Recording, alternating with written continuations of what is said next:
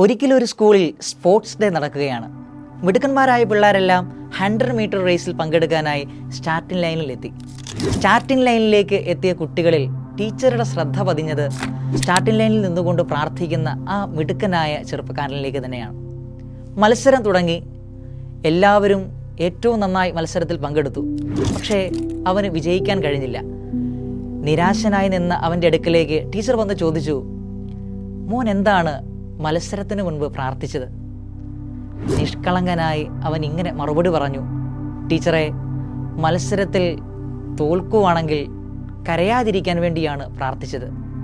വിജയവും പരാജയവും ഒരു നാണയത്തിൻ്റെ ഇരുവശങ്ങളാണ്. ശ്രീ APJ അബ്ദുൽ കലാം എല്ലാം പറയുന്നത് പോലെ വിജയങ്ങളെ നേരിടാൻ പഠിക്കുന്നത് പോലെ തന്നെ പരാജയങ്ങളെയും നേരിടാൻ പഠിക്കേണ്ടതായിട്ടുണ്ട്. ജീവിതത്തിൽ കൂടുതൽ കരുത്തുള്ളവരായി തീരണമെങ്കിൽ മറ്റുള്ളവരാൽ വിമർശിക്കപ്പെടണം, തെറ്റിദ്ധരിക്കപ്പെടണം, കുറ്റപ്പെടുത്തപ്പെടണം, നിന്ദിക്കപ്പെടണം. സുവിശേഷം എന്ന വാക്കിൻ്റെ അർത്ഥം പോലും നല്ല വിശേഷം എന്നാണല്ലോ. ഈ നല്ല വിശേഷം എന്നൊക്കെ പറയുമ്പോൾ തന്നെയും സുവിശേഷത്തിലും തോറ്റുപോയവരുടെ ഒത്തിരി കഥകൾ നമ്മൾ കാണുന്നുണ്ട്. ദ ഗോസ്പൽ ഓഫ് ഡിഫീറ്റഡ്, തോറ്റുപോയവരുടെ സുവിശേഷം.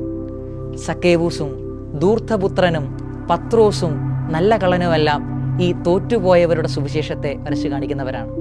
തോൽവികളിൽ നിന്നും വിജയത്തെ കണ്ടെത്തിയവരാണ് അവരോരോരുത്തരും. നമ്മുടെ ജീവിതത്തിലെ തോൽവികളുടെ നല്ല വിശേഷങ്ങൾക്കപ്പുറത്ത് വിജയത്തിൻ്റെ ഒരു നല്ല വിശേഷവും ഒളിഞ്ഞുകിടപ്പുണ്ട്. Failures are the stepping stone to success.